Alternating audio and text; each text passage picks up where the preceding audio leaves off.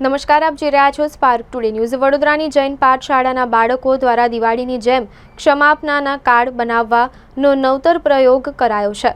લુપ્ત થતી પરંપરાને બચાવવાનો બાળકો દ્વારા સંદેશો આપવાનો પ્રયાસ કરાયો છે।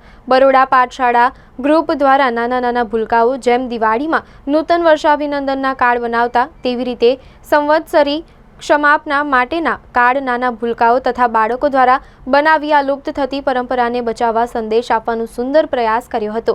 જૈન અગ્રણી દીપક શાહે જણાવ્યું હતું કે આ મોબાઈલના જેટ યુગમાં આપણે પરંપરાથી એકબીજાને નૂતન વર્ષાભિનંદન પાઠવવા માટે સરસ મજાના સુગંધીદાર કાર્ડ બનાવીને સગા સંબંધીઓ અને મિત્રોને મોકલતા હતા। તેવી જ રીતે જૈનોમાં પણ પર્યુષણ આ પર્વ પૂર્ણ થતા સંવત્સરી ક્ષમાપનાના કાર્ડ મોકલવાની એક પરંપરા ચાલતી હતી, પરંતુ જ્યારથી મોબાઈલ આવ્યા ત્યારથી આ પરંપરા લુપ્ત થઈ ગઈ છે।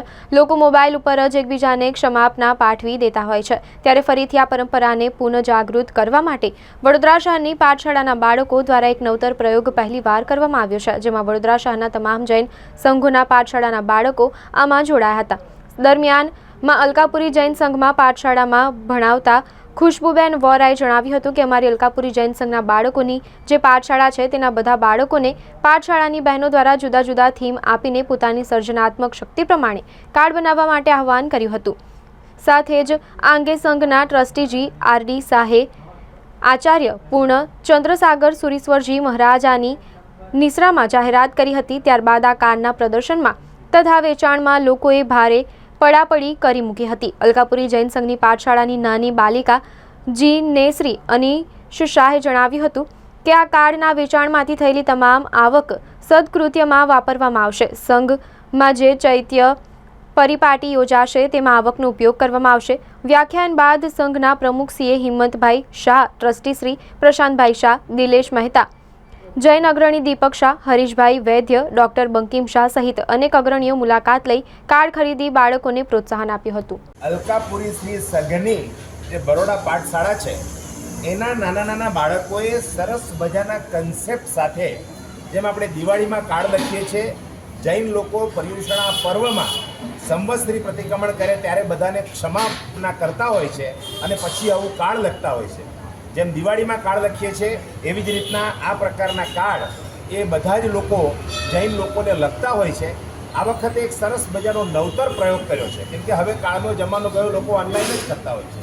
આપણી સાથે પાઠશાળાની બાળિકા જીનેશ્રી છે, આપણે જીનેશ્રીને પૂછીએ આ વિચાર કેવી રીતે આવ્યો અને આની અંદર કેવા કેવા પ્રકારના કાર્ડ બનાવ્યા છે, કેવા કેવા સંદેશા તમે લોકોને આપ્યા। જીનેશ્રી, અમારો આઈડિયા અમારે જે બીપીએસ જે બરોડા પાઠશાળા સંગઠન જે ચાલી રહ્યું છે એમાંથી આઈડિયા લેવામાં આવ્યો છે। આપણી જે પહેલાંની જે સંસ્કૃતિ હતી, જે ક્ષમાપના, પહેલાંના જમાનામાં મોબાઈલ નહોતા તો સૌ પોતાના હૈયાથી આવી રીતે પોતાના અક્ષરોથી લખીને બીજાને આપતા હતા અને ક્ષમાપના આપતા હતા।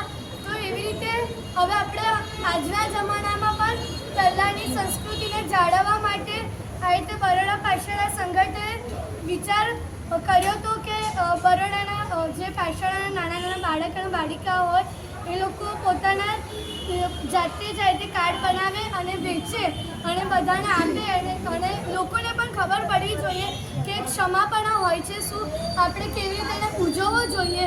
તો આવી રીતે આ લોકોનો વિચાર હતો। એક કાર્ડના 30 રૂપિયા એવી રીતે અમે અહીંયા વેચીએ છીએ।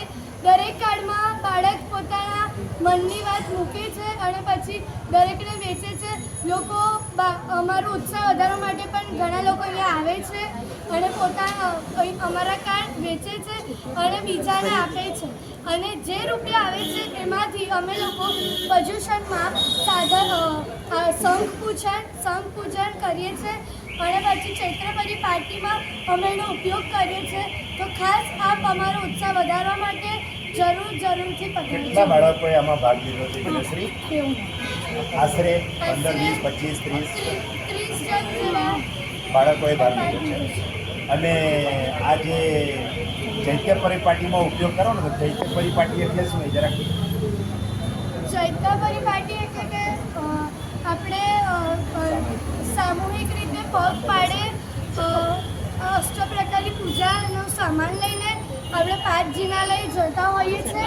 તો એ ચૈત્યભરી પાર્ટીમાં આવા બાળકો દ્વારા જે રૂપિયા કમાણી થઈ છે એ રૂપિયાથી આપણે નાના નાના બાળકોને સંઘપતિ બનાવીએ છીએ અને પછી એ લોકોને પણ આ રીતે વરઘોડામાં પગ પાડે બાળકો જોડાય છે અને આવી રીતે આ પર્વ પ્રદૂષણ ઉત્સવ અમે લોકો બોલો જીને સાહસ દેવકી જય.